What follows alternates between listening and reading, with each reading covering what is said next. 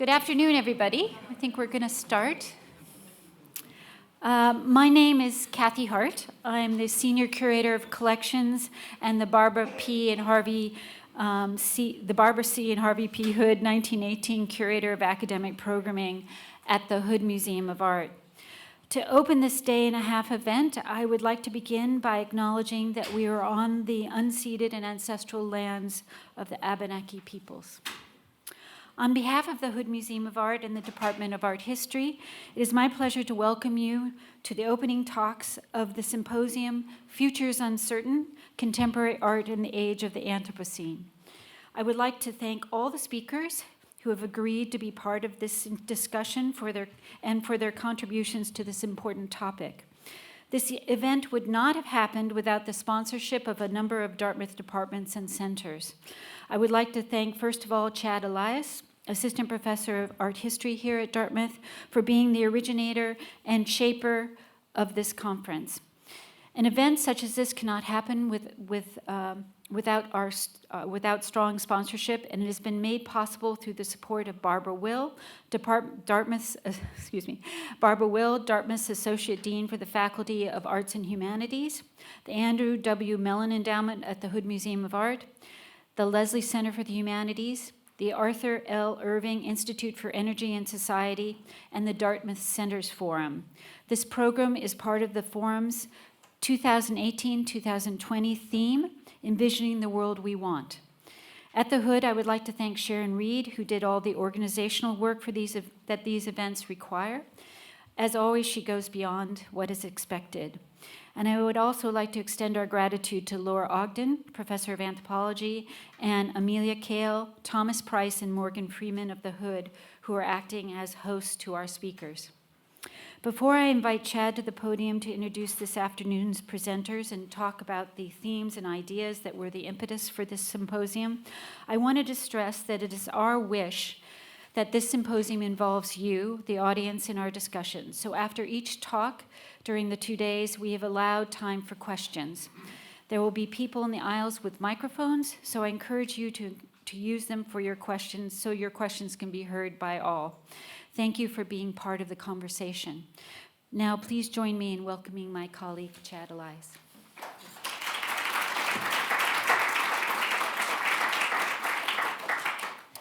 Thank you very much, Kathy. I just wanted to reiterate that word of thanks to the Hood Museum, who've been wonderful supporters and collaborators, have done so much behind the scenes to make this symposium happen.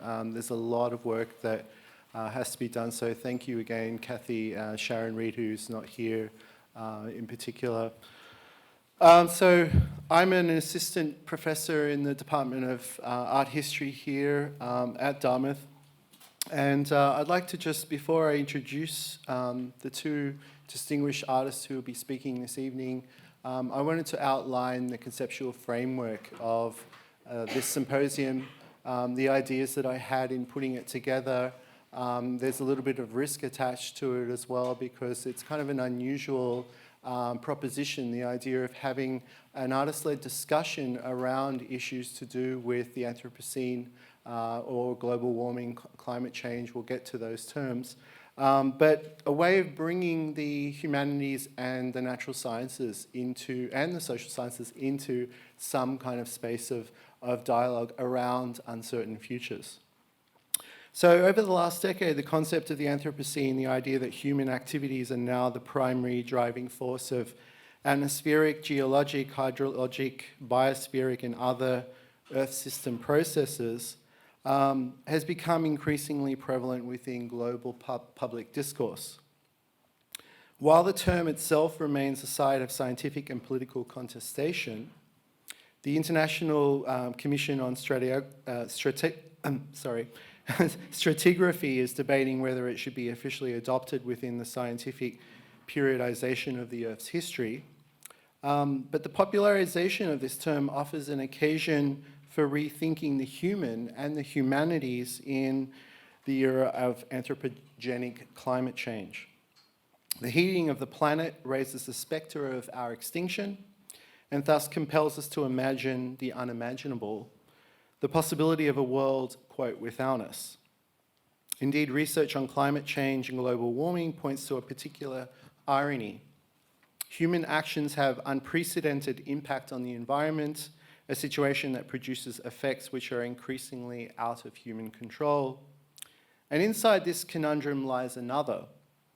Scientists have certain strategies to enter into this discourse. But what of the arts and the humanities? What can practitioners in these fields in dialogue with the sciences offer in this moment of ecological and epistemological crisis? More specifically, what role can these intersecting disciplines play in representing a future marked by deep anxiety and uncertainty?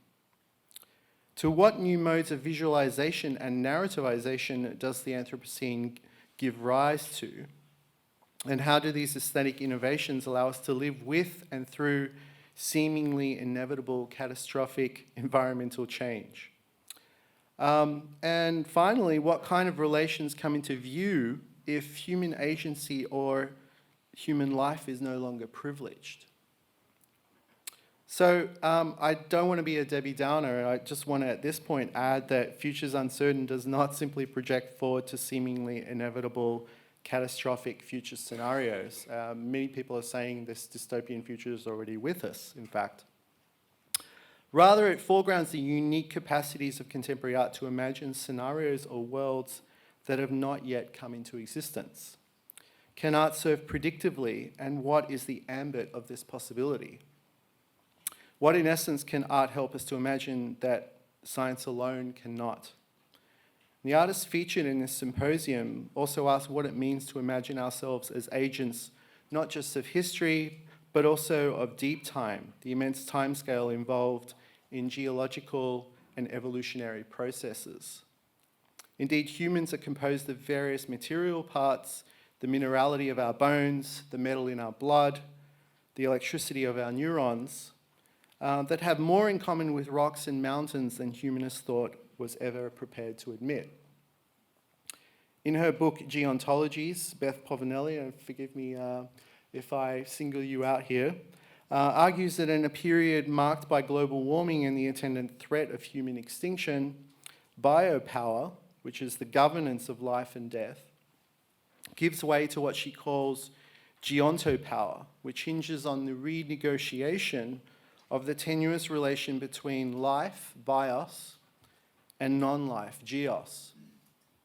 If new synthetic subfields in the natural sciences compel us to rethink the long-held distinctions between the geochemistry of Earth and the biochemistry of life, in the domain of philosophy, the proliferation of new object-oriented ontologies are similarly premised on theorizing the ways in which living and non-living entities act on each other.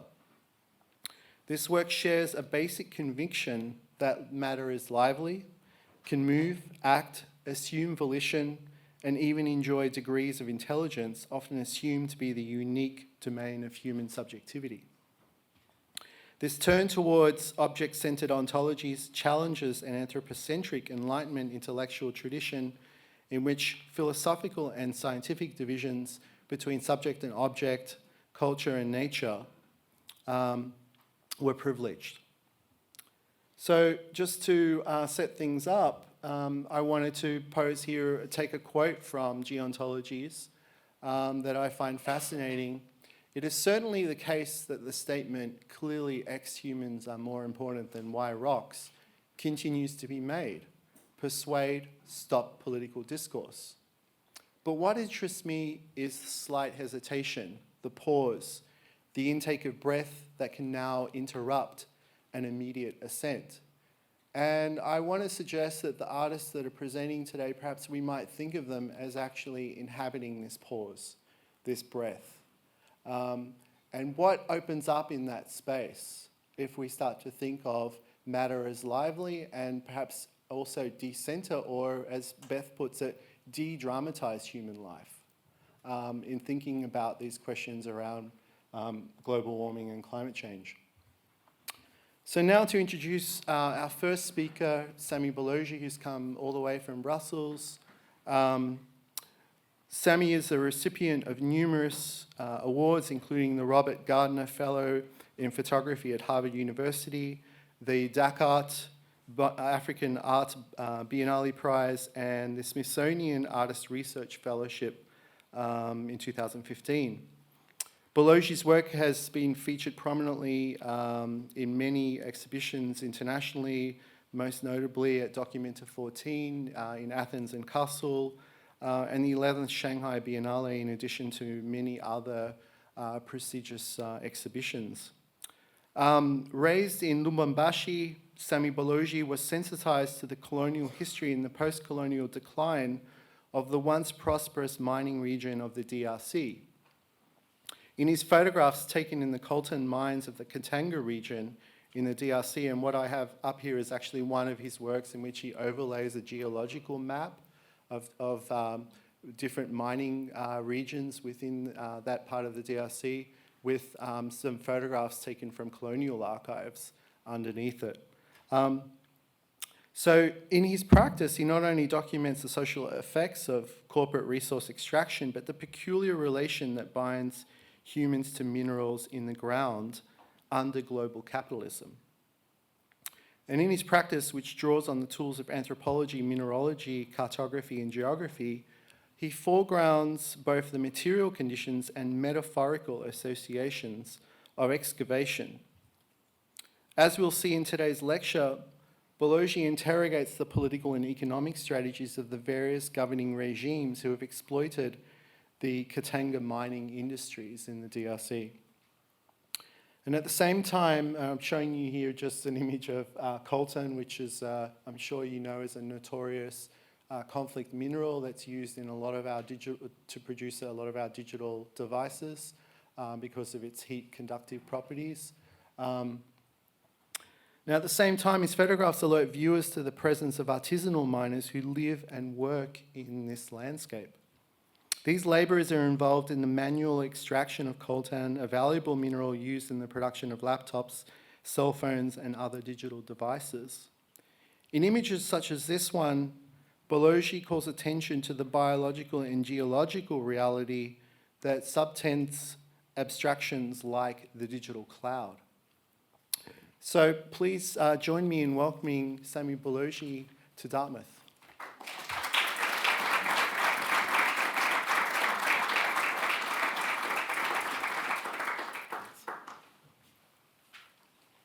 Thank you, Chad, and thank you for the invitation.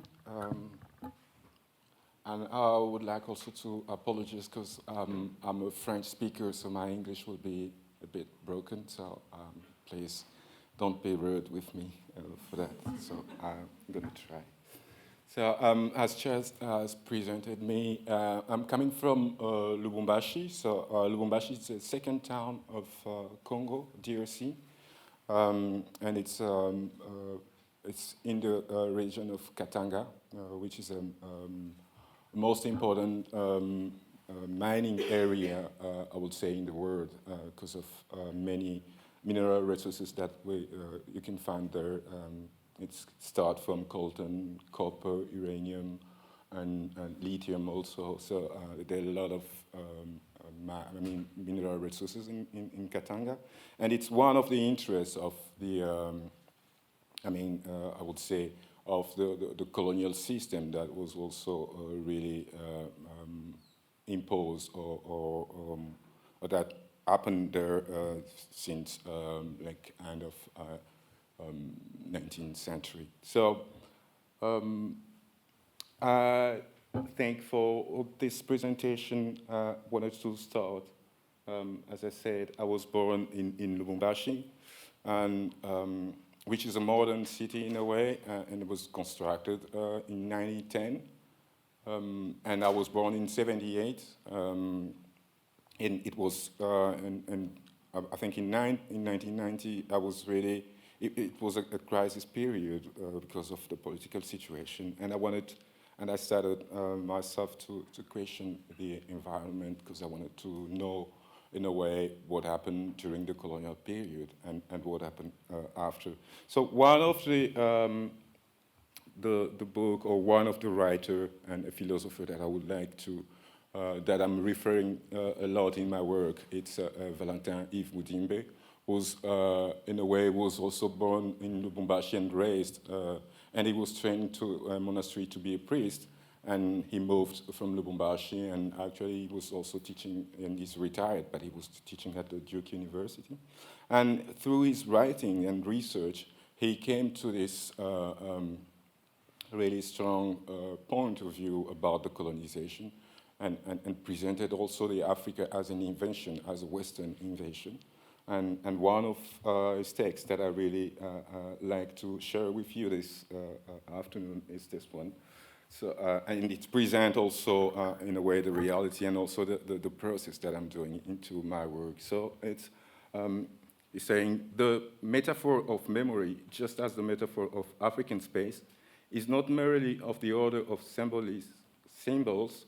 It takes place in operation of annulation, in recreation and rearrangement of places, its geography and its qualifying values.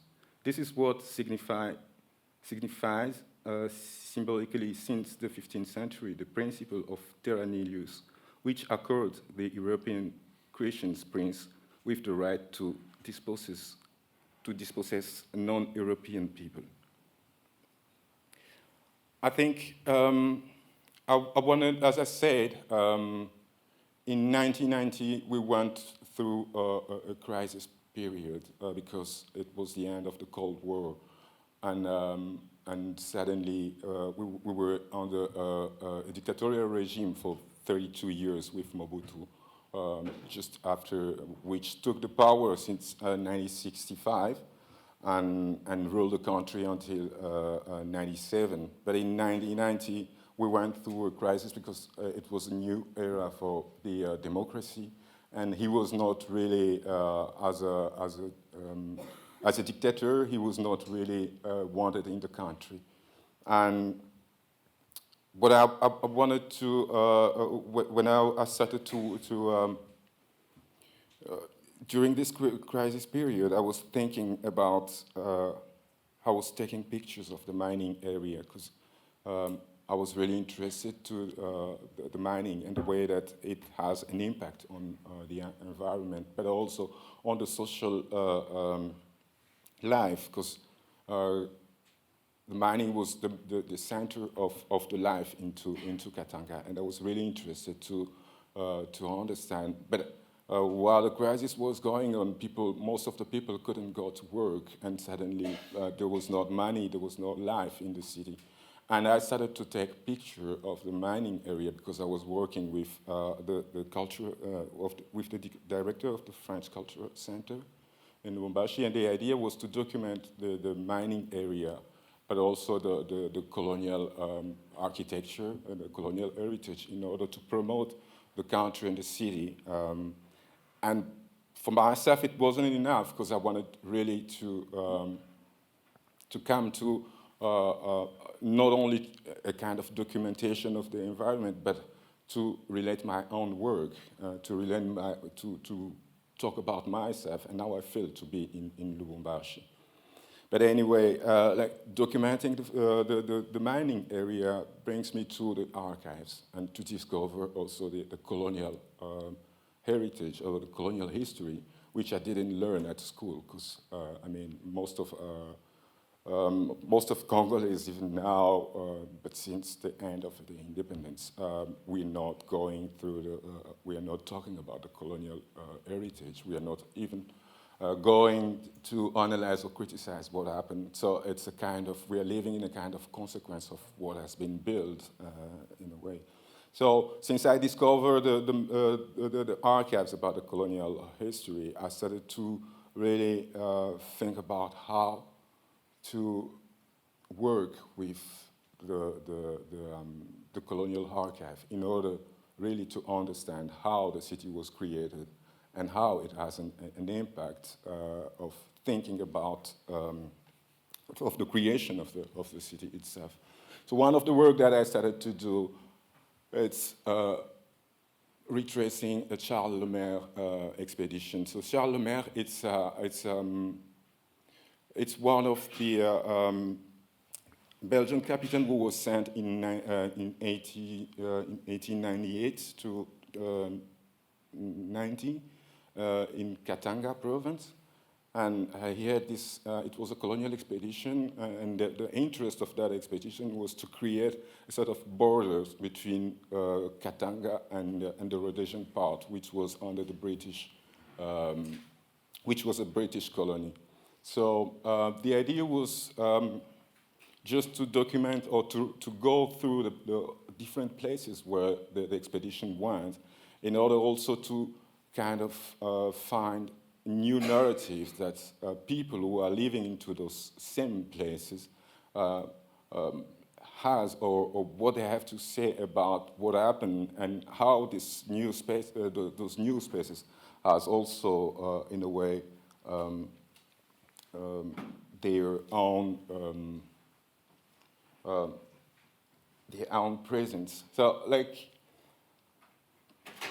I went through the same spaces, and most of this space in Katanga turned to be actually the mining areas, and of course because the expedition was made in order to find a place where they could really explore the mineral resources, and most of those places today are really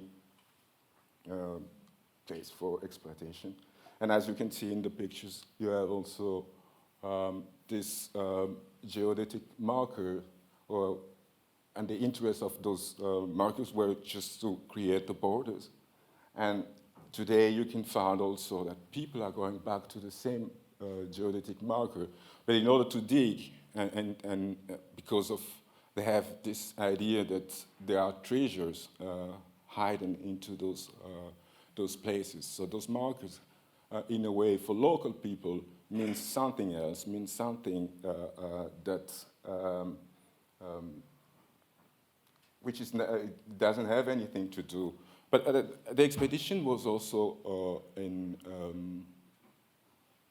a punitive one, because it was in the way of conquering the territory, and also sometimes killing those who were not.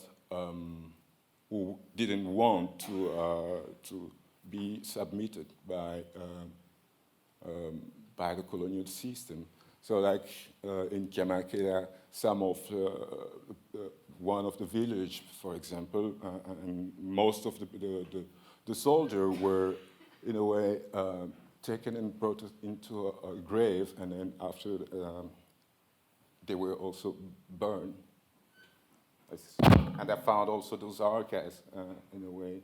And you can see, like in the same place, when I went back there, I also found one of the grandsons of the 7 people who escaped that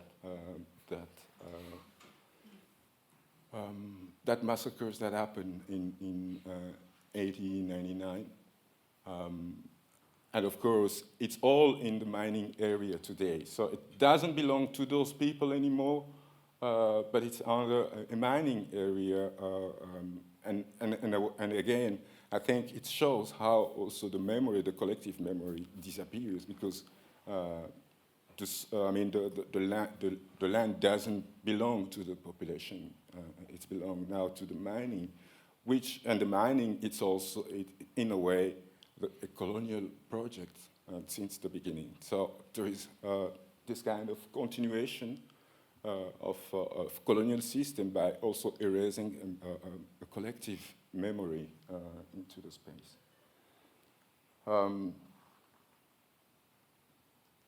of course, another interest for the expedition was also to create a data or documentation on the natives through ethnography. And as we know, also ethnography is a way of creating the image, or trying to capture or to understand or to create the difference between us and the other. So it's, in a way, a creation of the other. And today you can also find into those areas where we have also, and even after the independence, we are reproducing also the Western system, but mainly into a symbolical way, without really a critique of what is the normal system that should be done for local and through a local way of thinking, and which is good for the local people.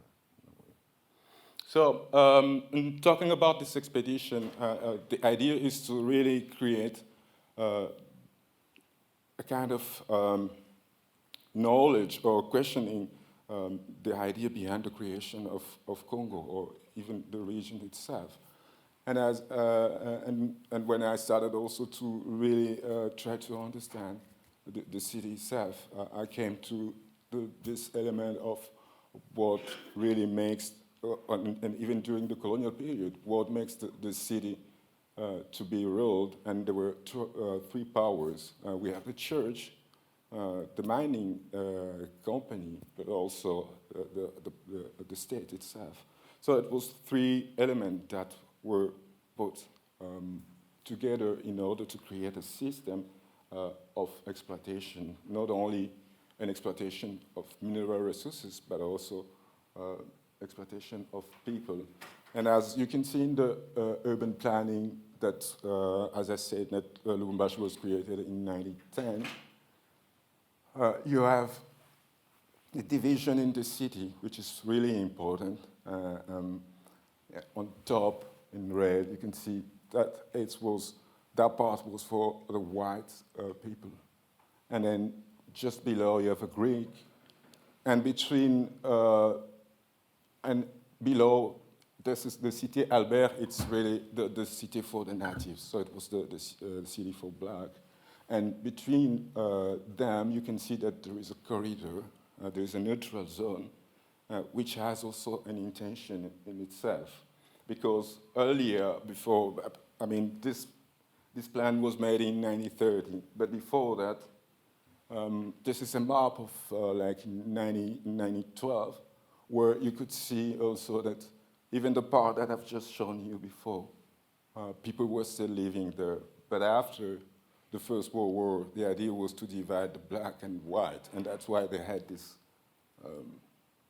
corridor, and they dispossessed people who were living into that area. And the idea behind was to create a sort of segregation, and it says in the manifesto of the urbanism of Katanga, and I have some sentences here saying that the neutral zone avoids close contact between whites and blacks. An almost empty area measuring a minimum of 500 meters separates their two areas of settlement. This distance corresponding to that which a malaria-carrying mosquito will normally cover. The neutral zone thus divides the lives of blacks from those of whites. It keeps the latter safe from the source of malaria and from the rowdy activities of blacks. So creating completely independent living condition for each race. It is a true cordon sanitaire placed at the right angle from the prevailing winds. Our urban planning contents itself with creating development that satisfy conditions of hygiene, celebrity, and security, giving the white and black races the opportunity to live according to the hopes and needs of each, however modest this might be. So in a way, this corridor, it's thinking after the flight of a mosquito, but also in order to separate the two communities. But still, it's around the mining area, as you can see, just on top, the circle there, it's the mining area where workers are going. So you have Cité Albert where natives were living, and just behind the circle, there were also workers, black workers, who were going to. But between white and black, there were, of course, this line, this corridor, dividing the city itself. But also in the city, you could also find the segregation, the way that it was also created between black Asian people, but also others, and mainly. So I also found through archives and through research test pictures where you could see two black people seated, and in the middle, tourists, and on the back, the caption of the photograph says, "Flight Control Campaign." It was in 1929. So each worker must bring 50 flies in order to receive his daily ration, October the 3rd. So I think I went to the Ethnographic Museum in Lubumbashi, where I discovered all those flies that were collected since 1928 until 1955. And those flies were collected in order to create a sort of knowledge about on insects, but also, but at the same time, it was a punishment and a way also of diminishing the workers, but also the black who were living in the city. So I started to create works that talks about the segregation and also questioning the urbanism, questioning also, I mean, the injustice that we can find in the center of the city, and how a city could live with this kind of injustice. So as you can see in this picture, I took an aerial view of the neutral zone, and in the middle there are flies and mosquitoes that I found into the Ethnographic Museum in Lubumbashi. And again, coming back to the workers' camp, I discovered archives of early workers who were taken by force. They were taken by force from different parts of the country, like in Kasai or in Rhodesia, and those were the ones that were working for white companies, and the main company was Union Minière, and of course, Union Minière was working with entrepreneurs, and entrepreneurs were going different places in Africa and bringing people, and they were working into those mining area. So, as I said before, I was taking pictures of the mining area in order to create a sort of how you call it, patrimony. There was this idea to create a patrimony, but for me it wasn't really interesting because I couldn't find myself into a way of creating. But in terms of creating, I thought it might be interesting to question the patrimony in the way that what's the heritage we have in common with the space, and even with the idea of the colonization or of the system behind the existence of these mining areas. So in a way, the idea is to create new narratives starting from those areas and what they have as a resonance and of the past, and how it's also create a sort of stories that can be said from inside, from natives, from people like me who are, or other who were born into those areas.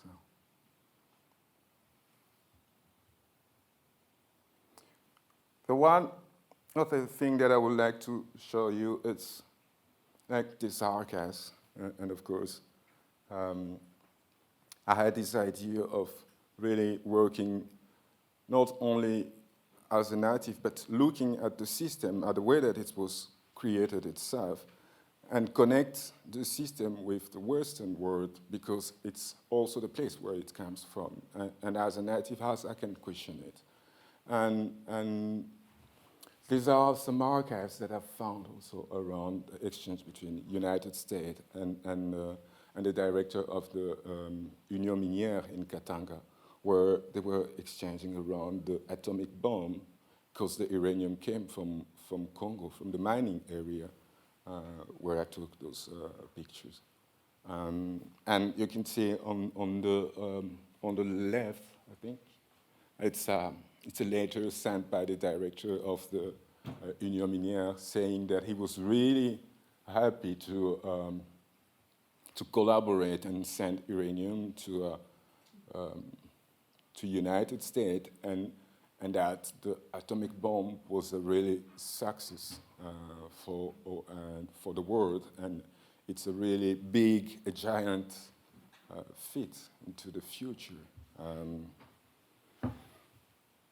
And then you have on the right a letter from the General Secretary from United States sending also his acknowledgement to the Belgian.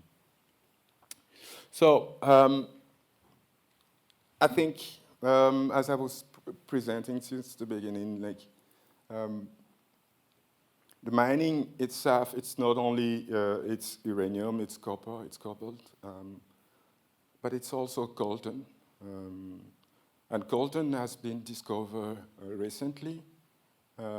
Katanga, at least, it's a place where it was already industrialized in a way.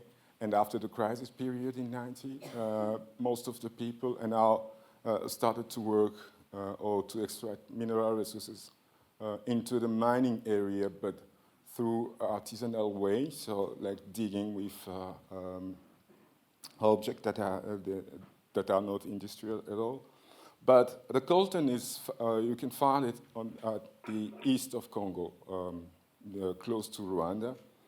And that area, it's not industrialized, and most of the time, of course, it's people digging by themselves and try to find the coltan and sell it to Rwanda, and from Rwanda it comes to Europe and everywhere. So I was really interested as I came from Lubumbashi, and I wanted also to document that reality and this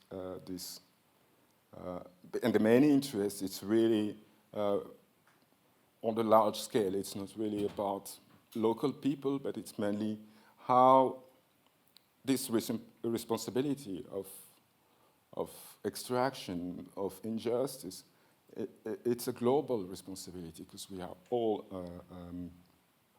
participating into the system in a way, because we are consuming what it comes from those places and what is going on into those places. So I went in Goma mainly because I found this album, which belonged to a private collector in Brussels, who invited me after participating into my conference, and that she found that I was really interested into archive, and then she invited me to her home, and she presented me this album, and I was really interested just to work with the entire album, and I started to make research about who was the owner of the album. The album itself was made by a captain who was sent in Goma, in the eastern region, by the Tervuren Museum, which is an ethnographic museum in Brussels. So they sent a captain in the east of Congo in order to hunt different species of animals for creating diorama into the Tervuren Museum. So he made these pictures and captured gorillas and different animals, as you can see. But also what was really tricky was that in the album you could also find pictures of, and what he was calling type of indigenous or type of races, local races. So in the same album, you had people, animals, landscape, both at kind of same level, in a way, exotic. And my idea was, how could I just go to Goma and visit all those places and take pictures, as I did for the first project that I showed you. But then I started to communicate with another photographer who was living in Goma. And the idea was really to work with him and departing from his pictures, because he's actually a fixer who helps normally I mean, the international journalists who are coming in Congo to document because the eastern part is really a zone of war since 94 after the Rwanda genocide. So there are a lot of tensions into that part of the sea. But also the fact that they discover the coltan there, it became mainly more and more important. So the fixer, when I started to talk with him, the idea was really to present him the album and to see if he has visiting those different parts, or if he could recognize those elements into the album. And we started to work with him around the album, and at the same time, I went to the Tervuren Museum and I started to collect all the images of the hunting scenes that has been done in Congo, just in order to get a sense of how it's, I mean, the hunting itself, it's part of a colonial system in a way. But this idea of the diorama itself came actually from Carl Ackley, who's an American taxidermist from the National Museum of Natural History, who was sent already in 1920 in Congo. And he's the first one who brought the gorilla into the museum at the National Museum of Natural History. And he's the first one who did the diorama. And his wife, because his wife was also part of the expedition.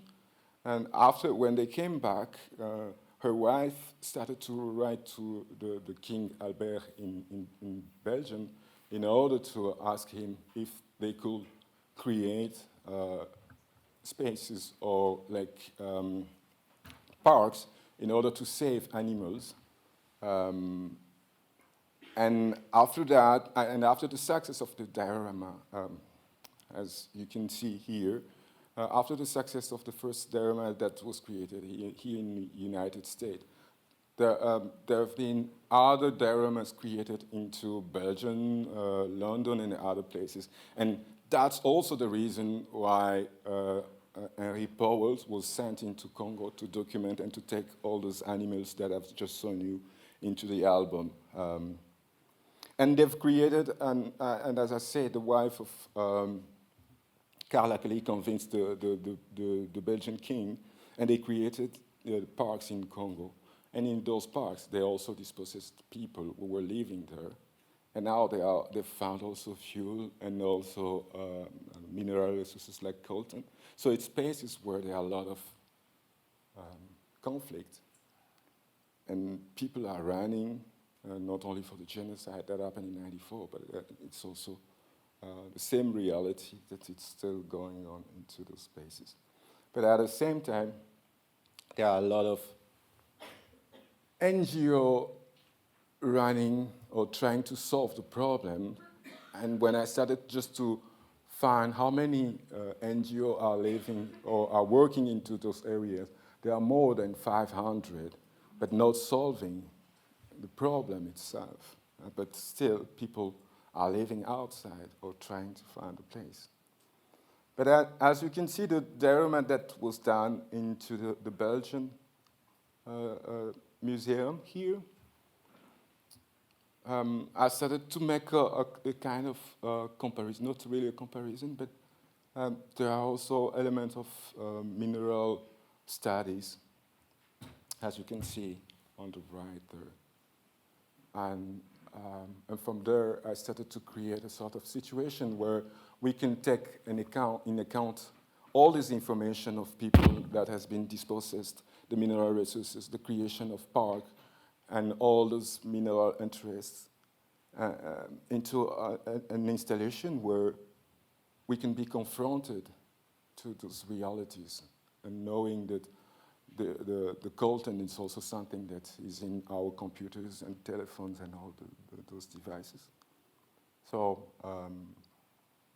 maybe this idea that we are caging ourselves in a world that we're we need to find solutions in a way. So thank you.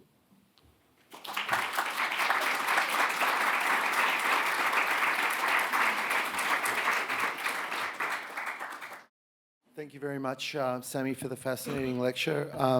So it's now my pleasure to introduce Jennifer Allora, who is one half of an artist duo that involves, there's both, the second artist is Guillermo Calzadilla.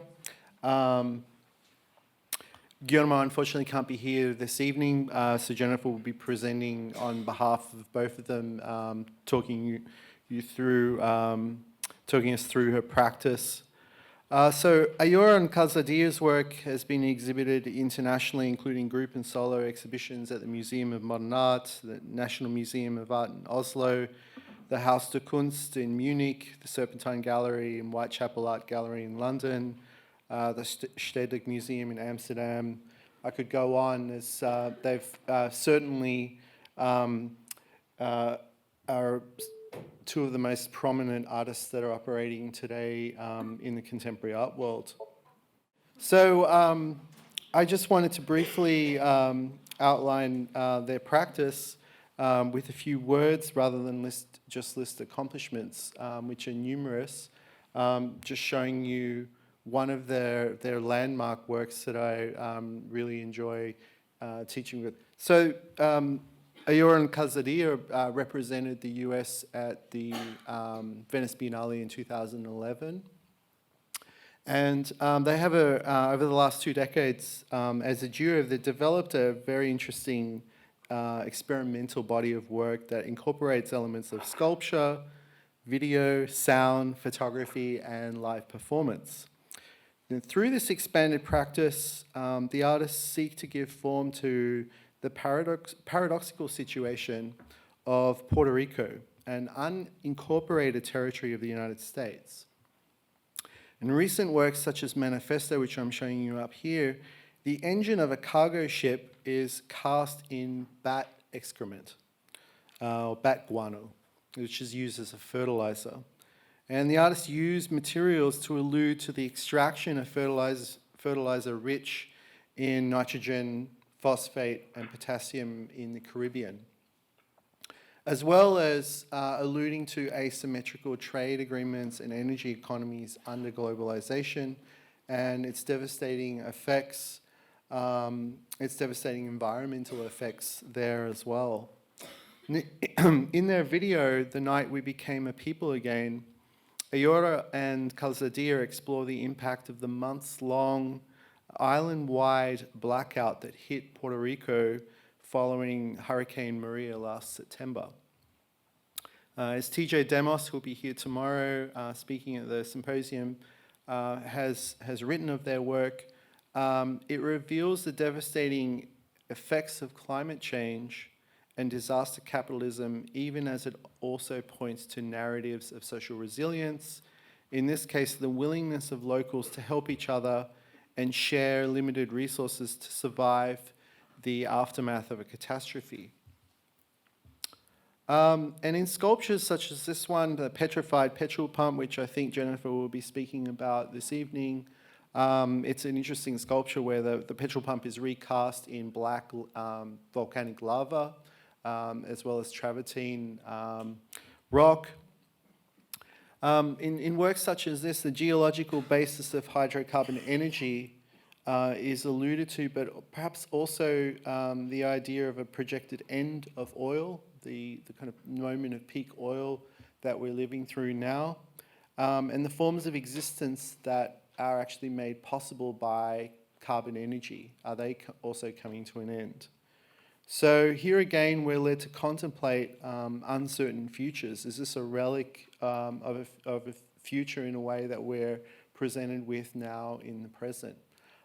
Please join me in welcoming Jennifer Allora to Dartmouth.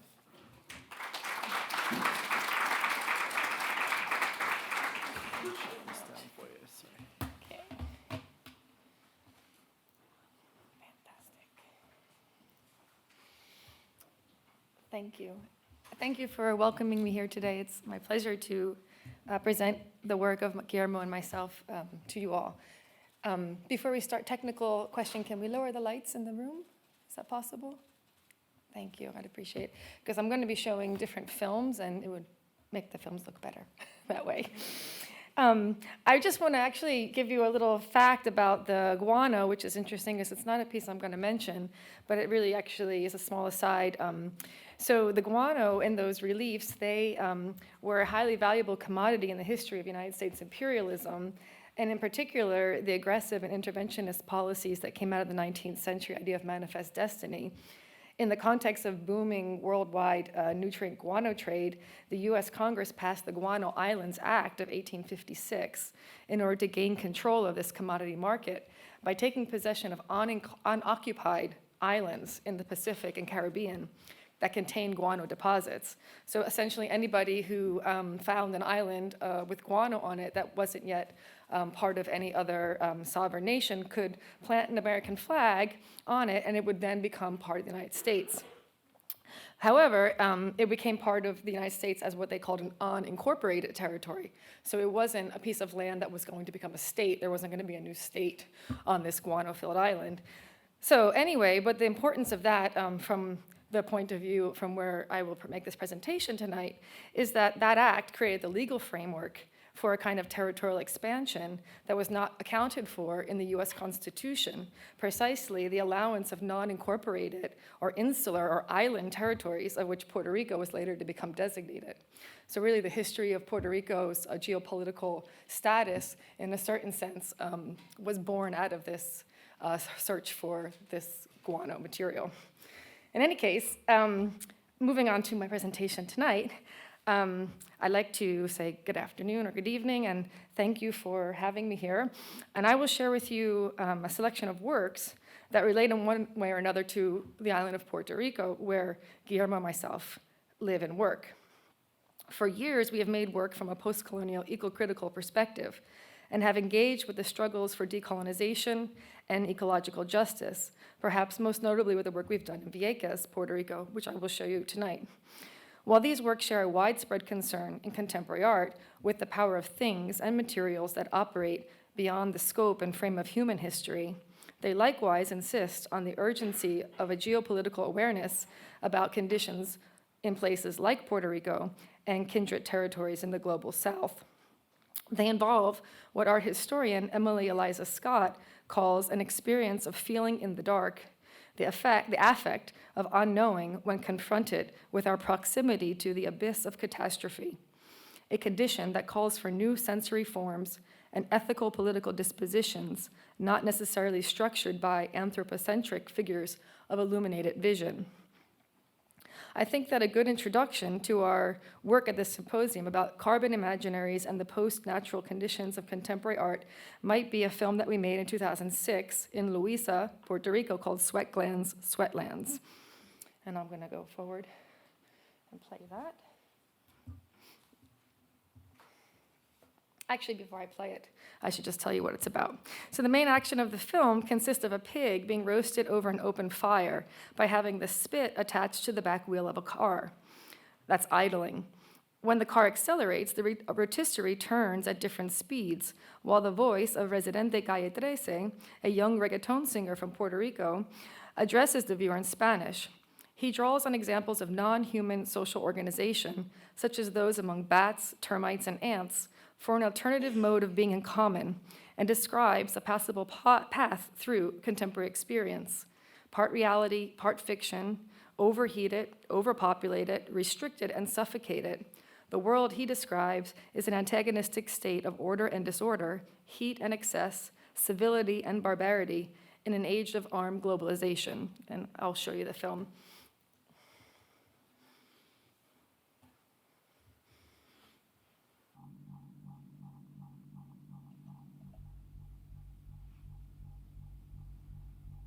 Una rodilla en cada pierna y un flashlight iluminado dentro de una cueva, mientras el Estado come, mea, borde, orden, desorden con ira, como un lechón que gira, como una hormiga, mira pa' la orilla, como piernas de pescado, y a lo que le eches pega, se queda, pero como el comején, Despégate como un hipo que sale de cueva, de esófagos que queman.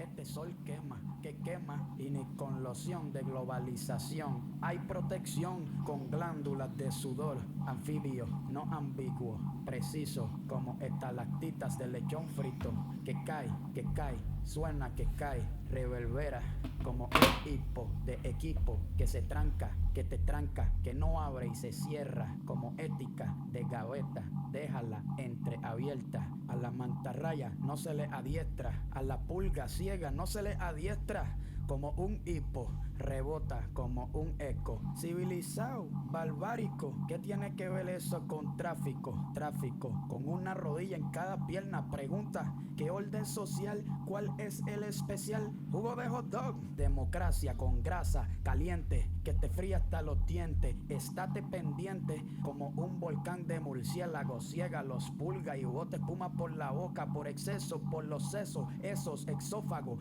frito que se tranca con un hipo, 100 a la misma vez que rompe el cuerpo por un momento y hace el mundo 2.68 microsegundos más corto, más roto, más hipo, dentro de billones de gente pendiente con dientes, te bota, bota lo que flota, usa lo que hunde, lo que se hunde, usa lo que confunde, lo que se hunde, lo que no es útil, usa lo que no produce, usa la sobra que sobra, usa la sobra que sobra.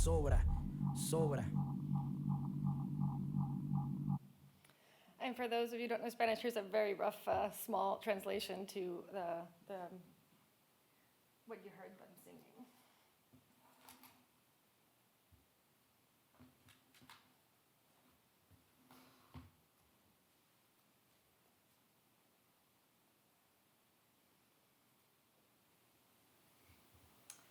Okay.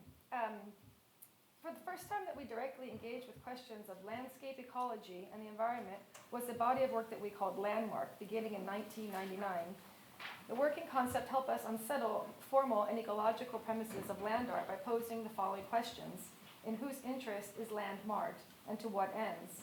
What are barks destined or deemed to be worthy of preservation, and which are subject to obliteration? These questions were formulated in response to the transitional geography of the Puerto Rican island of Vieques, an island used by the U.S. Navy for over 60 years, and also by NATO forces, I should add, to practice military bombing exercises. Here's the island. Leaving, obviously, its landscape scarred with bomb craters and its ecosystem severely contaminated. Here's just a map of the island, and you can see, similar to the case of Sammy, the same thing happened in Vieques, where in the middle of the island, as you see here, that red zone was, before the military came, people lived throughout the whole island, and after the military took it over, everyone was displaced and resettled in that red area. They were nestled nicely between the bomb testing range in the eastern side of the island and the ammunition storage facility in the west. To name some of the different interventions that were prepared for in Vieques: Vietnam, Korea, the Bay of Pigs, the Balkans, Somalia, Haiti, the Persian Gulf, Afghanistan, and Iraq, among others, leaving, obviously, a major impact on this small island. I'm going to show you two more images of how the area was mapped from the military's point of view. So the black mass at the bottom of the image is the mainland of Puerto Rico, which is the eastern side of the island, and the military base called Roosevelt Roads, and then the small island in the center of the image is the actual bombing range with some of the other US and British Virgin Islands in the top of the image, which would be further east, so St. Thomas and Virgin Gorda and the rest in the distance. Oh, here. This is another picture. This is another give you a map of understanding its relationship also in respect to North and South America. So you can see its strategic importance in the sense of how close it was to Cuba, and also as this midway point between South America and North America. Oh, I wasn't going to talk about this. I'm going to skip through this, actually. This is a photography work that we made, I'll just say quickly off the cuff, where we worked with protesters during the civil disobedience campaign. And we designed these special shoe devices that we put on the bottom of the protesters' shoes. So when the acts of civil disobedience were happening, which meant to actually enter into the bombing range and with your physical presence mark that land, and by being there, the military was not allowed to bomb that day. That activity, we added this other sort of artistic intervention, which was these soles that were added onto the protesters' shoes.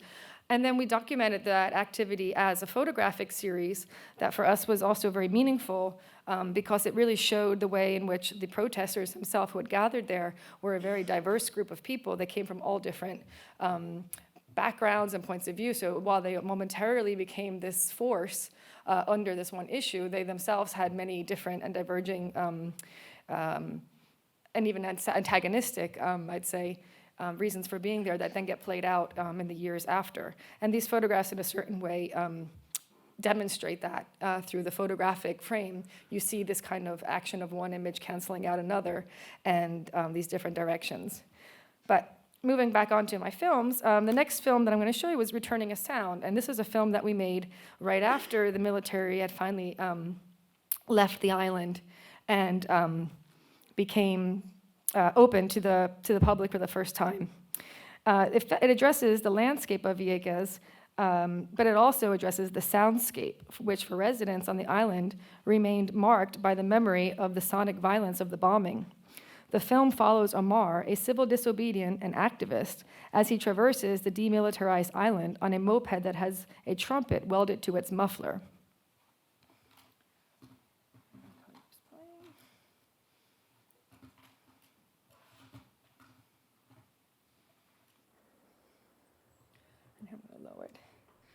The noise-reducing device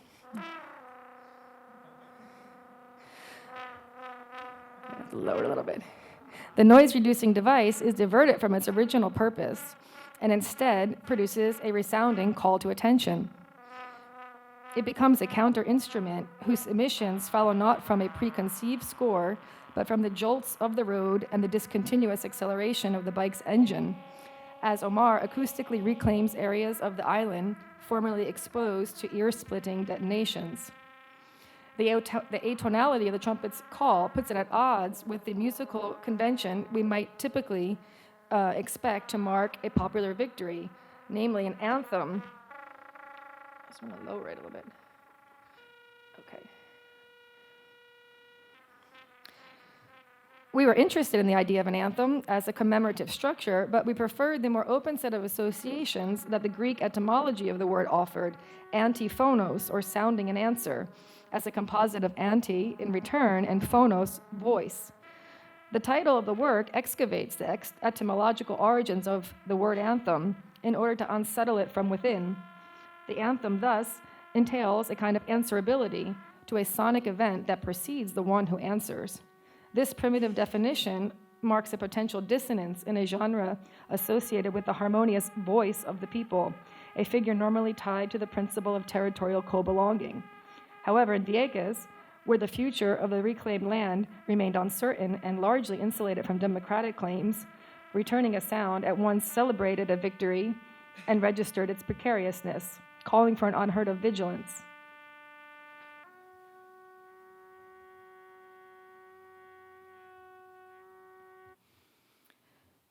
In 2003, when the civil disobedience campaign succeeded in forcing the military out, the majority of the former Navy lands were designated a federal wildlife refuge, managed by the U.S. Department of Interior's Fish and Wildlife Services, as a zone of natural processes in need of protection from humans after years of violent bombardment.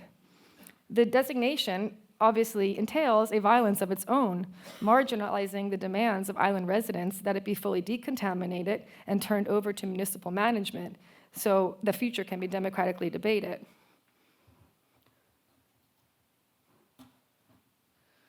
This conflict is the point of departure for Under Discussion, our next short film. An overturned conference table is retrofitted with an engine and rudder grafted from a small fishing boat. This hybrid vessel functions as something other than a means of transportation or labor. It questions the principle of functionality itself, especially when making things work becomes the be-all and end-all of politics. The table is a common architectural trope used in liberal thought for symmetrical communication and the nonviolent resolution of conflict. Yet it fails to often account for the inequalities that structure the space of negotiation to begin with, such as the dominant definition of poor people as a threat to the environment rather than citizens with their own forms of ecological knowledge. Under discussion is an experimental device for the transmission of such knowledge, not as a matter of information, but as a testimonial rights claim for environmental justice that interrupts the space of politics itself. In the video, a local activist uses the motorized table to lead the viewers around the restricted areas of the island, remarking the antagonisms that haunt the picturesque coastal landscape and bearing witness to the memory of the fishermen's movement of the 1970s, which initiated the first acts of civil disobedience in response to the ecological fallout of the bombings.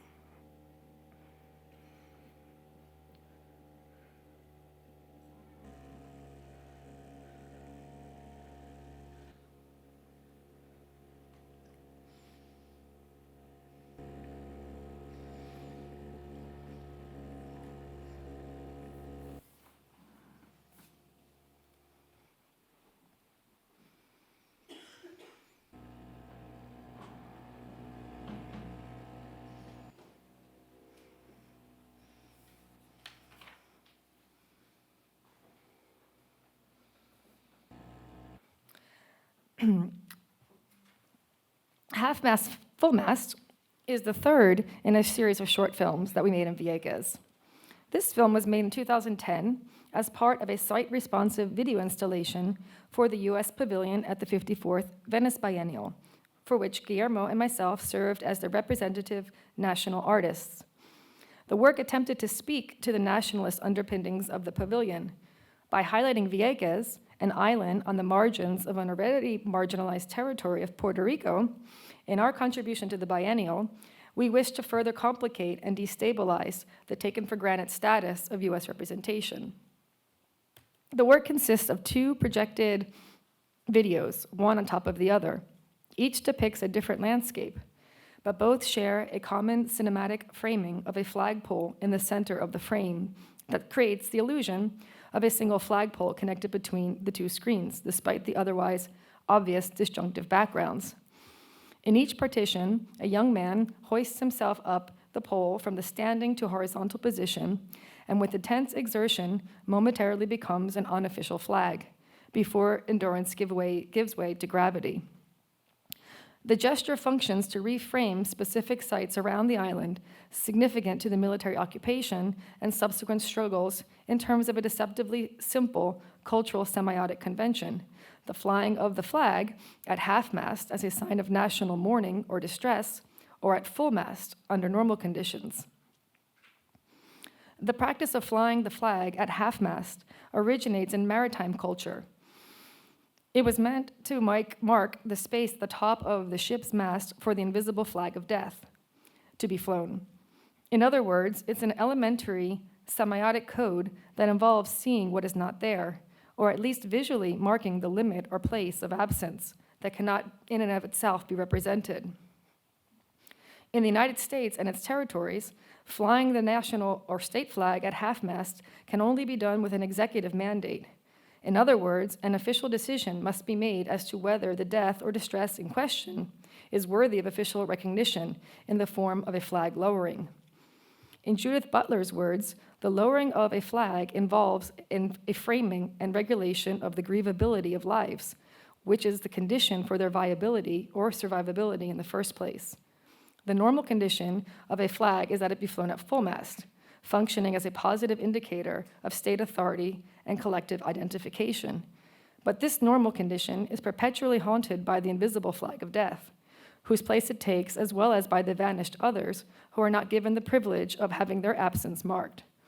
In half-mast, full-mast, the performers, in becoming a flag, however unofficial, absurd, or precarious, the performers short-circuit the flag's symbolic relation between parts and whole. The individual body literally stands for the flag, obliterating it as the official place for the collective body of the nation. Okay. Next topic. Puerto Rico's colonial status and debt. So, the history of the United States' involvement in Puerto Rico is complex. However, what is abundantly clear is that the relationship is a colonial one, resulting in a severely wounded sovereignty for the island nation marked by economic, political, and environmental catastrophes.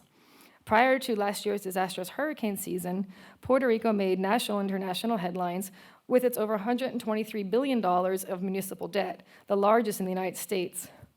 Puerto Rico's political status as an unincorporated territory has promoted an economy dominated by external capital. From sugarcane industries before the Second World War to pharmaceuticals and medical device manufacturing, among others afterwards. In Puerto Rico's political economy, based on foreign investment through tax exemption, debt functions, in Mauricio Lazarato's words, as a mechanism of capture, predation, and extraction. I'm just going to lower it.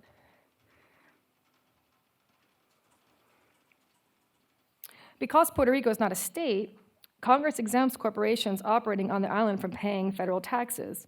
Bonds issued by the local government are triple tax exempt, regardless of where the bondholder resides. I should note that due to the federal laws and the local constitution, the island cannot declare bankruptcy and is required to service its debt above all else.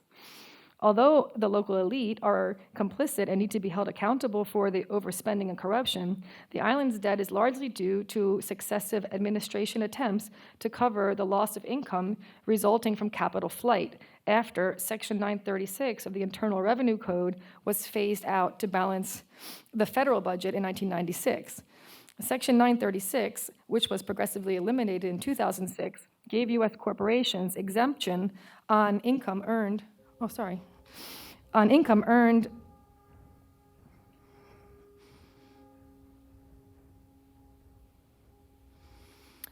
whether from the production or interest on local bank deposits. The elimination of 936 sent the island into a recession, and 2006 saw the first government shutdown due to the fiscal crisis. To avoid economic collapse, Puerto Rico's leaders sold bonds issued by the island's main public utilities and municipalities to pay for basic services. Rather than revisiting taxation laws to address the flight of capital, the Puerto Rican government responded to the crisis by issuing more debt. Acts 20 and 22 of 2012 attempted to reboot the Puerto Rico status as a tax haven. They allowed American investors to pay zero tax on U.S. income if they spent at least 183 nights on the island. At the same time, regressive taxation has been instituted as a means of addressing the crisis. A sales tax implemented in 2006, for example, is currently at 11.5%. Tax exemption for the rich and taxation for the poor is a heightening pattern. Forming an intrinsic response to the debt built on extraction and profit flight, we made this film that you're seeing here, which is called The Bell, the Digger, and the Tropical Pharmacy in 2013. It takes place following the controversial closure in 2009 of the GlaxoSmithKline pharmaceutical plant in Sidra, Puerto Rico. The company's premier manufacturing facility produced $5.5 billion of products each year, with drugs such as the antidepressant drug Paxil, the diabetes drug Avandia, the heart drug Coreg, and the acid reflux drug Tagamet, among others. Keep in mind that under Section 936, GlaxoSmithKline, being a foreign entity, was allowed to deduct 100% of the dividends paid to its offshore parent from Puerto Rico's corporate income tax, and likewise was not subject to U.S. corporate income tax. The action, as you can see in our film, consists of a construction excavator whose scooper has been replaced by a large cast iron bell, tearing down the interior of the building. The modified machine transforms into a counter-memorial instrument to mark the occasion of the closure of this manufacturing plant. The bell's contact with the various surfaces, structures, and rooms creates a resonating score as sounds are broken loose from the building. These sonic vibrations echo throughout the plant, functioning as an alarming device and a sonic trigger, excavating in musical terms the historic relations between medicine, sickness, and cure, and its implications on the new colonial relations between Puerto Rico and the United States embedded in the very fabric of the building.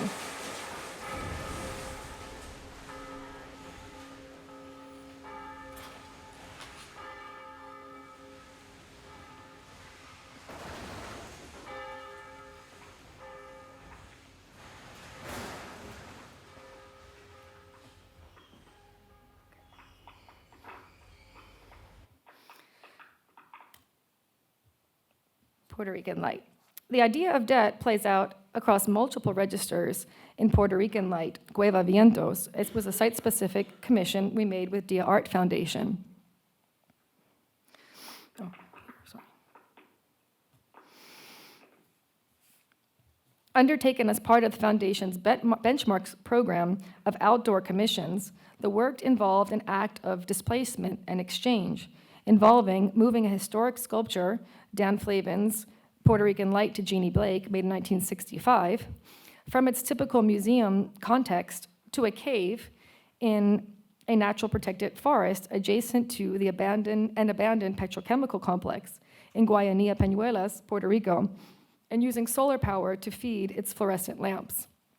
These are some images of the cave, the canyon where the cave was.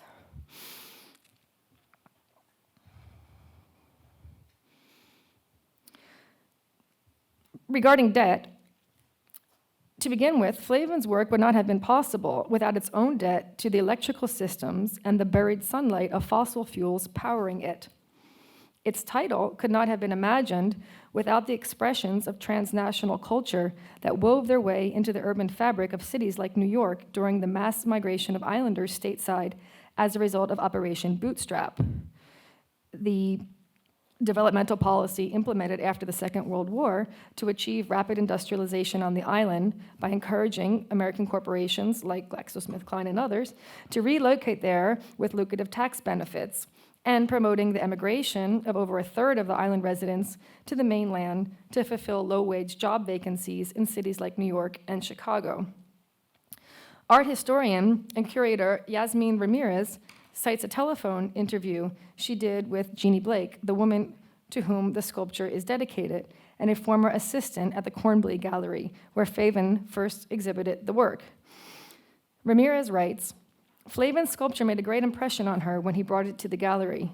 She recalls saying that Flavin that the sculpture looked Puerto Rican, prompting its title. Blake's impression of the Puerto Rican color schemes she recalled was based on her yearly visits to the Puerto Rican Day Parade during the early 1960s, which, as I just showed in the image before, was a new form of kind of cultural expression as, over a million Puerto Ricans suddenly became part of the urban fabric of New York City.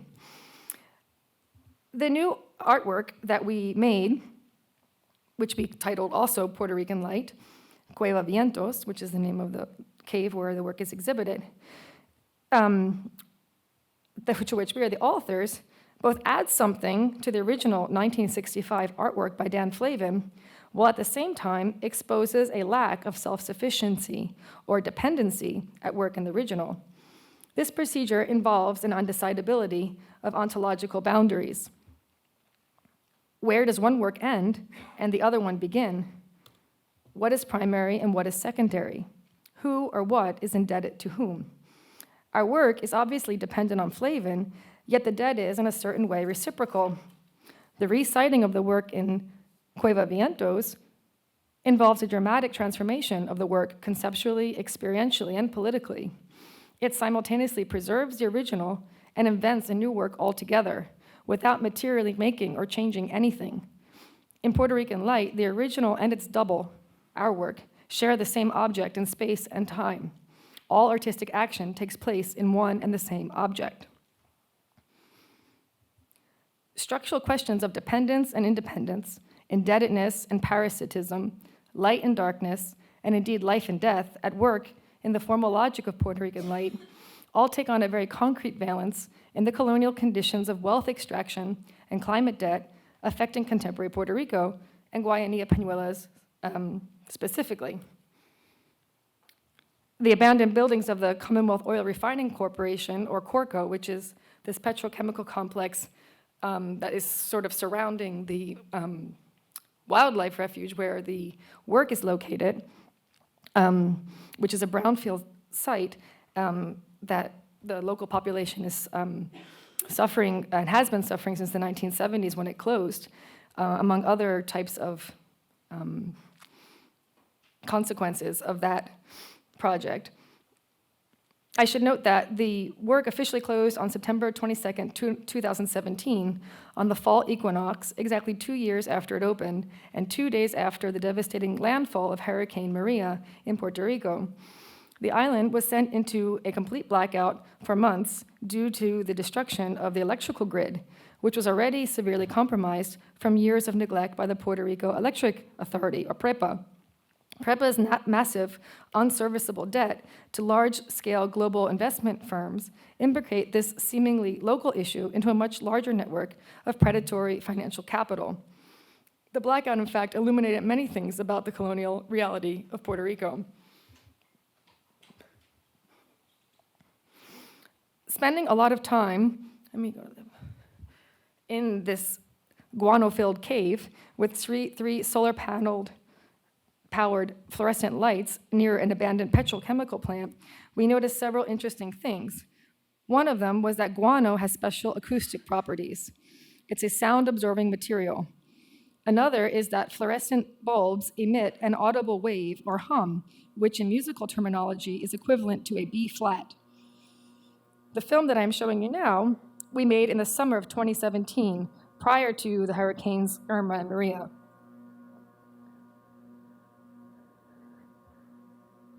And it's titled, "The Night We Became People Again."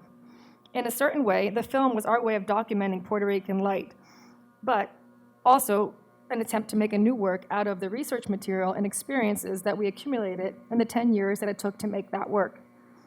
The film weaves together a boundary-confounding non-narrative meditation on Taino origin myth, which is related to a cave. Also, the material remains of the petrochemical complex and the sugarcane plantations of Guayanilla Peñuelas, which I also should add is a very rich spot of pre-Columbian archaeological resources. There are many archaeological sites on the former sugarcane plantations. And a story by the Puerto Rican novelist and renowned Marxist, Jose Luis Gonzalez, that's called "The Night We Became People Again," after which we titled our film, which is about the 1965 Northeast blackout, the same year that Flavin had made Puerto Rican Light. The Taino origin story, related to the cave of Jagua, describes their original emergence from the dark cave called Night. According to the myth, those who did not make it back to the cave were drawn at dawn, were captured by the sun, and suffered a variety of metamorphoses. The spirit of the dead hid from the sunlight by only coming out at night.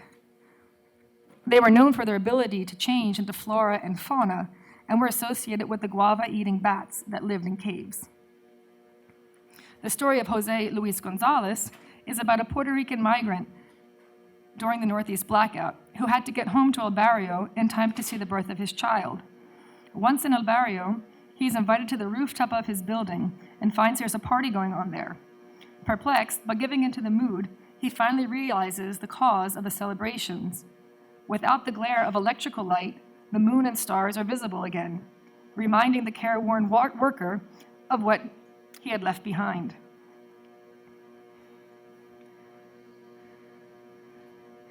If I have time, I'd like to just add Frances Negron Montagnier, in an essay that she wrote for exhibition at the Maxi last year, which was called Blackout, wrote the following about this story of Jose Luis Gonzalez.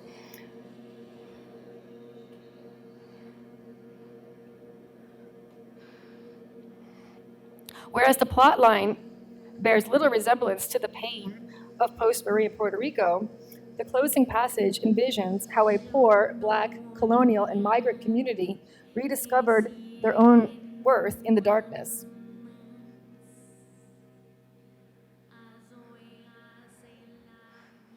Simply put, it came with the realization that with the barrage of city lights, one of the most visible signs of modernity, progress, and the U.S. power obscured the beauty of the stars and moon, as well as the island they left behind and their own humanity.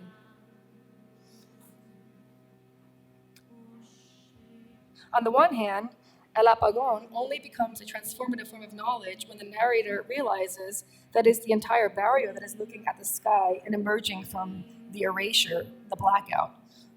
of who they had been before they had become low-wage, racialized migrant labor in New York City. Or, as a narrator put it, after seeing that thousands were also sharing the same moment, brought a new awareness. According to my poor understanding of things, he said, that was the night we became people again. On the other hand, his story gives the protagonist racial, class, and migrant identities. The story formulates a larger critique of power that anticipates the massive role that the radicalized diaspora would have in Puerto Rican survival. From this point of view, a blackout is not a failure, nor entails a loss of memory or lapse of vision. Rather, in a world where the powerful are getting away with murder under the brightest of lights, it is akin to a theatrical convention to end a scene and to begin anew. In Going Black, Gonzalez thus imagines the possibility of a different future, not yet here, perhaps never to come, but one that can only emerge from the piercing clarity of a total blackout.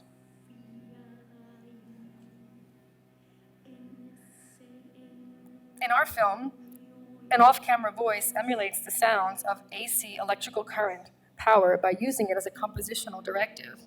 The voice becomes a singular musical agent that sutures together a distinctive flow of images. The text a voice sings is not tethered to semantic meaning, but is rather transformed into an effective sonorous collage. The off-camera voice streams over the images in an excessive outpouring of sonic energies, enacting a ritual-like itinerary through the night, functioning like a vocal transformer that, rather than moving electrical currents, is engaged in a circuitry of social, cultural, and political processes. The voice's meditative hum participates in and intersects with a flow of migrations, profit accumulations, transnational cultural identifications, indigenous cosmologies, colonial aggressions, geophysical systems, failed economic policies, debts, and blackouts.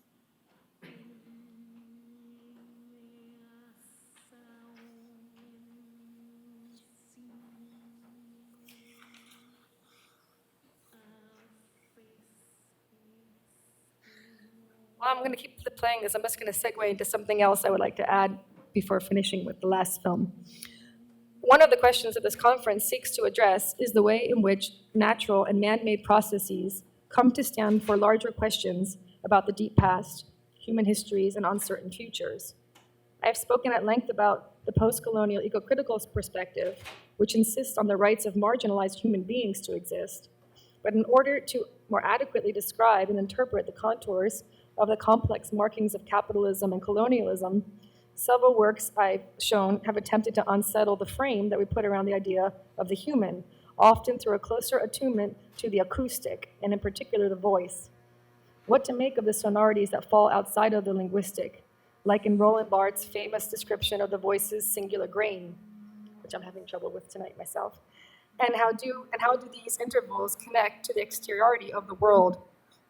How do these intervals connect the exteriority of the world to the one who speaks? What is the ethical, political horizon of a call and response inherent to that act? The last film that I want to show tonight, which is called The Great Silence, follows some of these themes of this acoustic turn in our work. We had the idea for a long time of making a film about the Arecibo Radio Observatory, one of the world's largest single-aperture radio telescopes, which means that it's both a transmitter and a receiver, and located on the small town of Puerto Rico called Esperanza, which means hope. In the adjoining Rio Bajo forest lives the last remaining population of Puerto Rican parrots. Once an abundant species, endemic to the island, they are now critically endangered. We wanted to make a film that would interweave the activities of the radio observatory with the activities of the parrots that make their habitat in the same forest where the telescope is located, and to have a subtitled script or a language translation device that would accompany the film, functioning as a form of interspecies translation. In the spirit of a fable, the subtitled text would present the bird's thoughts on human search for life forms outside this planet. And I'll leave you with the film.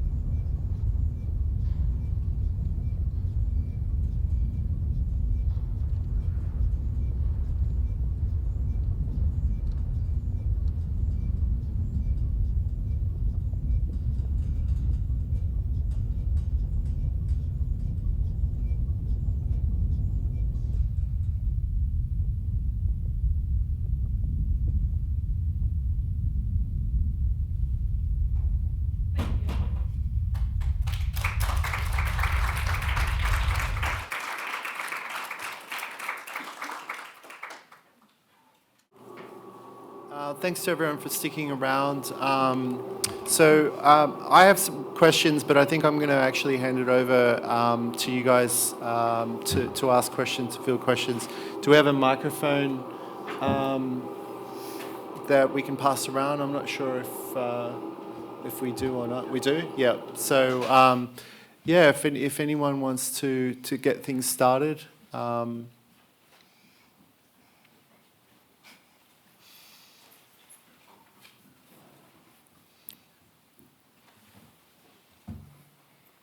You're a shy bunch. It's going to be difficult to tease this out.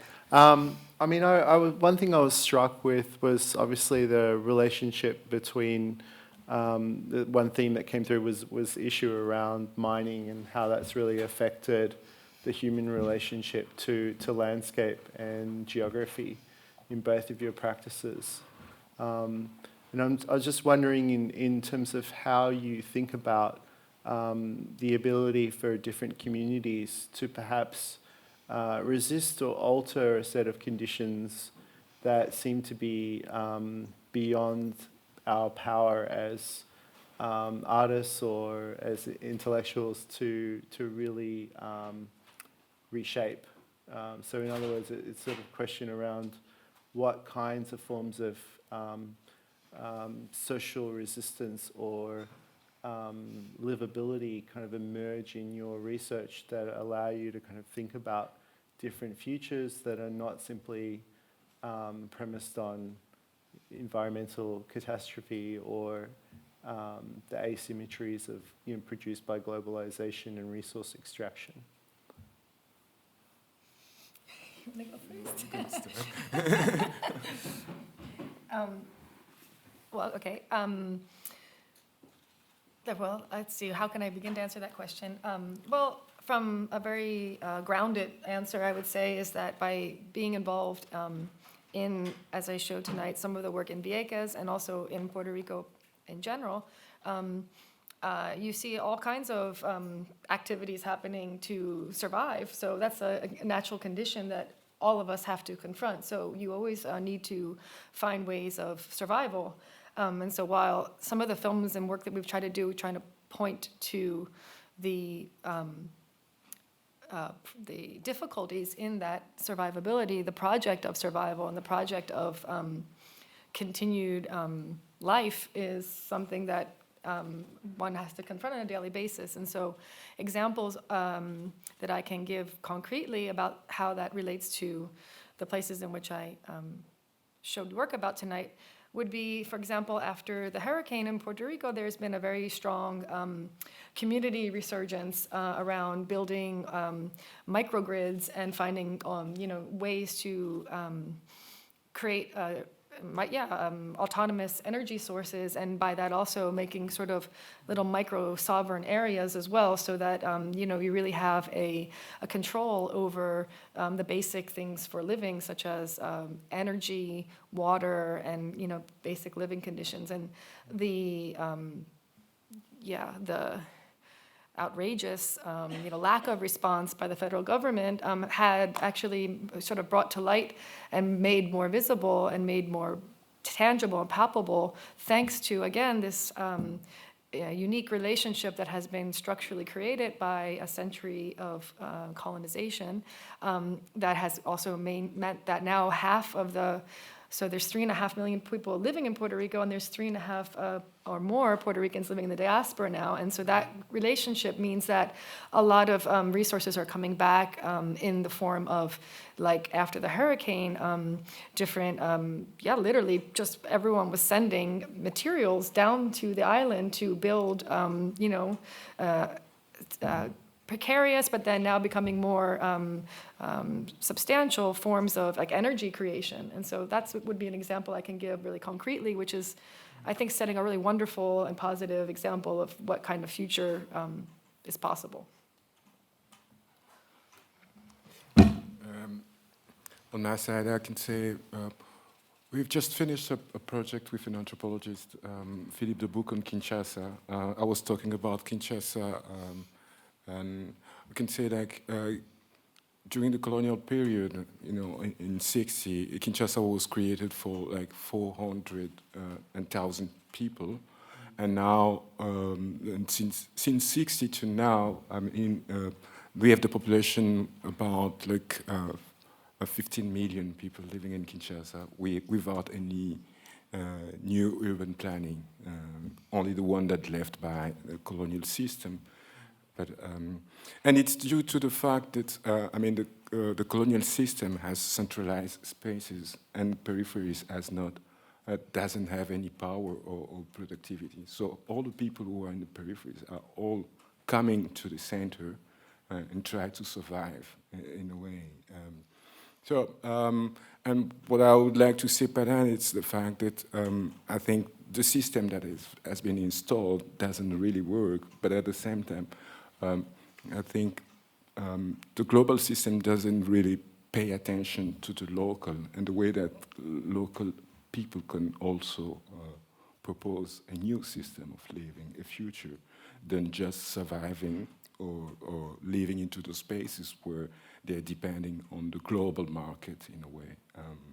So I think the work that I'm doing, it's not just showing artwork into the global spaces, but it's also a biennial that I'm organizing, for example, in Lubumbashi, where we also promote knowledge, but also showing that art can bring a space of to critique this kind of just a global market or living for the global interest in a way.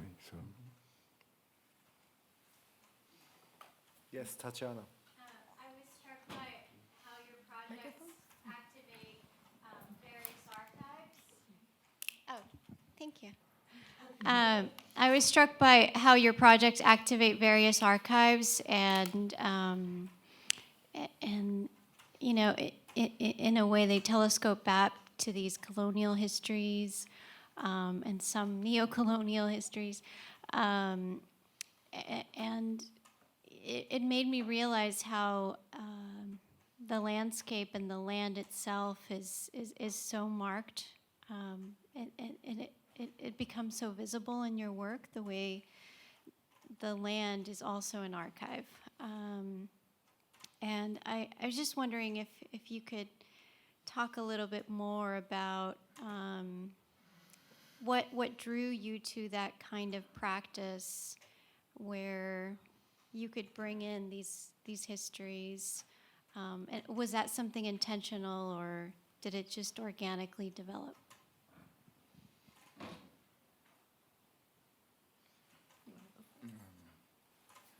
But as I started in my presentation, I was saying Lubumbashi was created in 1910, so it's like just a century ago that it was created.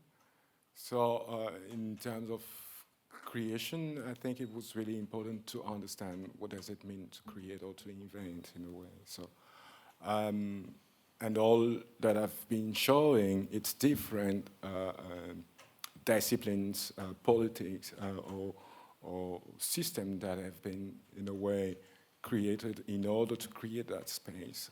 And I think these are, in a way, archives, but on the other hand, you have the space, how it functions, actually, and how people also relate to that space. There is a kind of reappropriation of the space that it was conceived in the past, but there is also the way that how people can live into those spaces. So it's really, both are in relation in a way that there is a kind of past which can be represented by archives, but also the mark into the landscape. So I think the best way to understand it's also to use archives in a way, but not just because it belongs to the past. But I think if you want to look to the future, you need also to know where you're coming from. So we have a time, which is also important when you're working. So for me, it's not really an archive, but it's part of a present or a part of heritage of what is going on into the space or into our life. And I would say in my case, and with Guillermo, who's not here, which he sends his regards, of course, on our behalf. We were both marked by the what was happening in the place that we were living, which was that there was this over 185 days out of the year, an island that was being bombed by the U.S. military, and that their stray bomb in 1999 killed a civilian guard that flared a new consciousness on the entire island about the military's legacy on the island of Puerto Rico in general. And we just became involved in that, you know, so it became starting from a kind of very, very real reaction to something that just was unjust, and a movement kind of formed around it, and we got involved. And from there, we began to then, you know, think about it in these other ways and try to then, you know, really tease out the meaning of this idea of landmarking and landscape and all these questions that then kind of spiral out around that very concrete circumstance, I'd say. Any other questions? Yes. Hi, I'll try to be quick, and my name's Chris Snedden. I'm going to give myself away as a geographer because I really enjoyed the spatial, the landscape thing, well, historic in the history. In my wilder moments in class, I ask my students sometimes to imagine a post-sovereign future, that is a future that isn't organized according to a system of sovereign states, territorialization, and so on. And I think both of your works highlight the violence that has been done through the colonial process and neo-colonial process in Puerto Rico's case that is really part of that story that you're both trying to tell in terms of then human environment conflicts and imagination. So it's not really a question, it's just struck me as really an important component of how and then the irony of the installation at the end, trying to speak for the earth, or speak for humanity, not for the earth really, as one voice, yet meanwhile is residing in this system of very powerful, you know, sovereign entities. So I don't know if there's a way that, you know, how do we, as hopefully thoughtful scientists, artists, social scientists, it's you know, just people try to, is that a possibility? Sometimes my students say, we can't imagine that, which is a little somewhat depressing, but we try to work on that. And I agree, so I have to agree with them too. This is a difficult thing to imagine. Yes. A question. I mean, I'm really tired and hungry, but I'd love to talk longer. Microphone. Food in here? So I guess my question is, you mentioned disaster capitalism, and I guess what I'm wondering is, I love your work, by the way, both projects. I mean, it was amazing. Thank you for coming. But at a larger scale, who do you look for as kind of maybe a more global response internationalist movement? I think of Naomi Klein, you know, Yanis Varoufakis, the DM25 movement, Bernie Sanders, Glenn Greenwald. These people are starting to collaborate. I've just noticed in the last week. Are you thinking about that as well? At a more kind of global internationalist level, or no? I mean, I think that kind of has to happen, but is there something I'm missing? That what's the next step I suppose in your work? Does it entail that kind of relationship on a larger scale, or no? Do you want to answer? Is that just does that not make any sense? No, not at all. I think it's completely sensible. Again, it's always good to refer to, things that you know, right, from experience. And I can say, going back to the first things I presented about Vieques, one of the things that was interesting that I learned by being involved so deeply in that whole process is that actually there is an international network that does exist that exchanges ideas. So some interesting things, like an anecdote is, in the 1970s, 70s, the fishermen, when they started the fishermen's movement, one of the things that they did to make the military, to stop the military big boats from like firing on the shore, was they would weld together a bunch of like junk, like metal debris and stuff like that, and they'd make a big chain, and they would come out in their small fishing boats, and they would throw the chain in front of the big, large, like Navy ship, and the boat would suck it up, and then it would get the motor stopped, and it would actually stop these gigantic warships. And they started exchanging ideas with another military base that was in the Philippines, the same kind of like grassroots organization in the Philippines, and they started like sharing tactics of like different things that can be done to stop the military from bombing in these different areas. So that, you know, and the people in the Philippines, what they did is they would fly kites.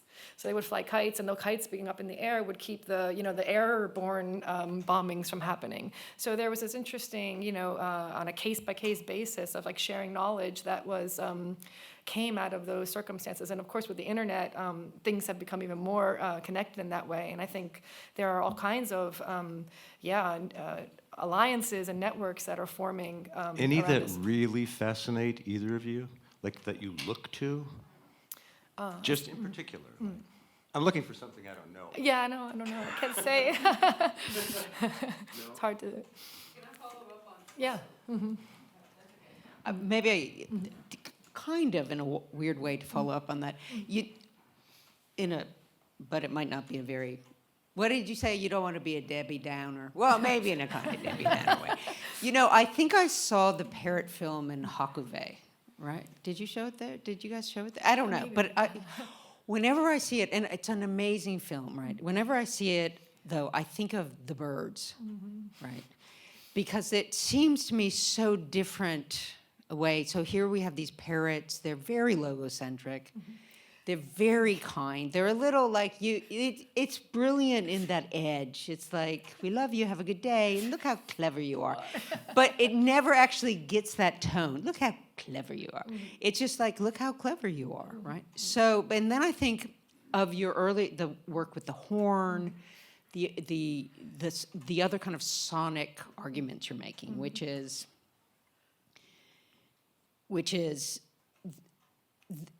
it's not as if it's necessarily a human form of refusing. It's sonic, it's earth, it's earthquakes, it's the effects of the things we pull out of the ground that we can't say, well, it's resisting, that the copper's resisting, or the rare earths are resisting. In the sense we would say Bernie Sanders is resisting. And yet, it is saying no in a different modality, right? I agree. It's saying no in a different modality, which the parrots are too nice. I always think this is such a great film, and then I think you parrots are way too nice. Where are the birds? Like. Or we have to acknowledge that it was written by myself and Tim Chang, but as that's like totally fiction fine. writers, I'm so just like humans totally wrote the story. Right? It's I'm all loving play. it. Or the way in which, like, as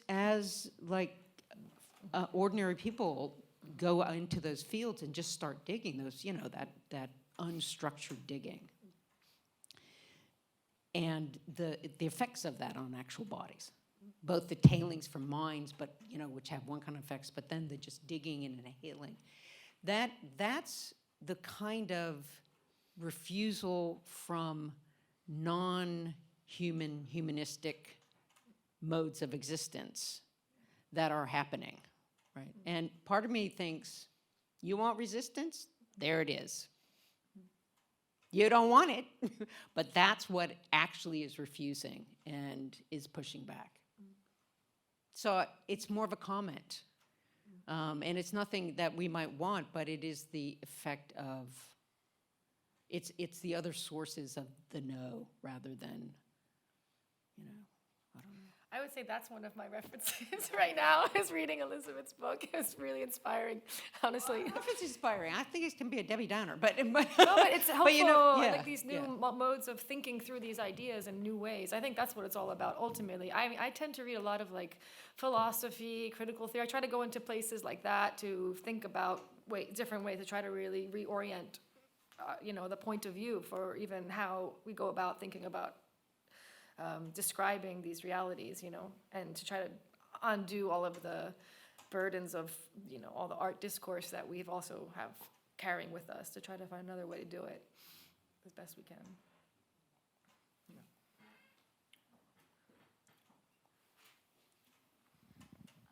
Speaking of hopeful and sort of finding, speaking a little bit of hopeful, and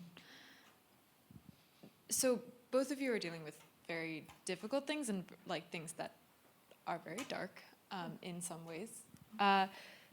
But Jennifer, Lauren, especially in your work, there are things that could be called a little bit absurd and a little bit strange and sort of playful. And I feel like I think about playfulness a lot as a response to uncertain futures. Like I don't know if anyone's going to be alive by the time I turn 50, and what do you do with that? I think one response is playfulness and is sort of making light of situations. So I guess my question is how far do you go intentionally with playfulness? How far do you think you can go with playfulness? Is that an appropriate response to what's happening, or do you have to take things more seriously because they are inherently so serious? Yeah, I mean, Guillermo and I've always loved humor as a disarming, mechanism. It really just is a way to, again, reframe things in a way that is allows, again, for new kind of structurings of feeling and emotion, too. Because when you laugh, you already have this sort of verbal or, this combustion that happens in your body when you have this moment of laughter that already unsettles your bodily, positioning to the world. So already you have this disarming that happens through laughter, which is, I think, a powerful force that can be played with. That from there, you can then restructure your feelings and your emotions before they become ideas and before they become opinions. So I think it's an important tool. I don't see it as a, I think it's something that's really very important tool to use. And I mean it obviously in the most deep and fundamental way, not as this kind of joke, but more in this, deeper sense of the word, of humor and absurdity and things like that. Yeah.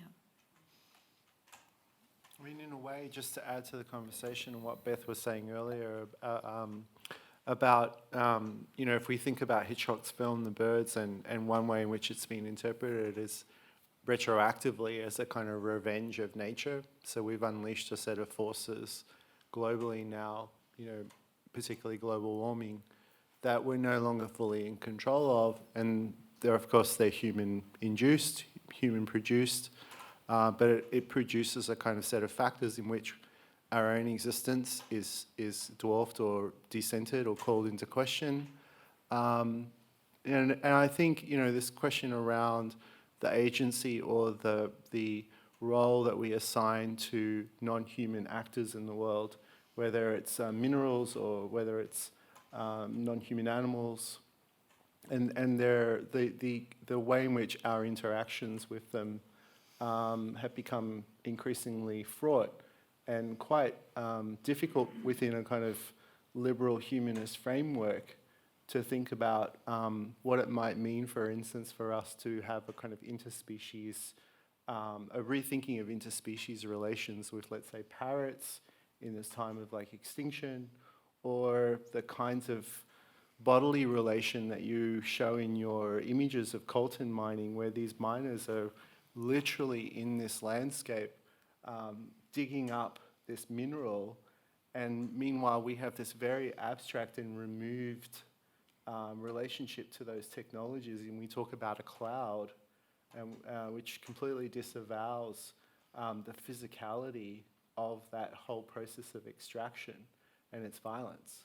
So, it's just, again, I mean, I don't know whether it necessarily leads us to a dark place, but of course we're questioning a kind of liberal humanist tradition that environmental activism has long been wedded to, which puts a sort of idea of rational critique of globalization and its kind of detrimental effects, global capitalism, puts those things into question as well. And that puts many of us, I think, in a difficult position if we're thinking about what it might mean, for instance, for you guys to have to think about parallel sites of coalitional struggle, whether it's on an activist level or fusing that with an art practice.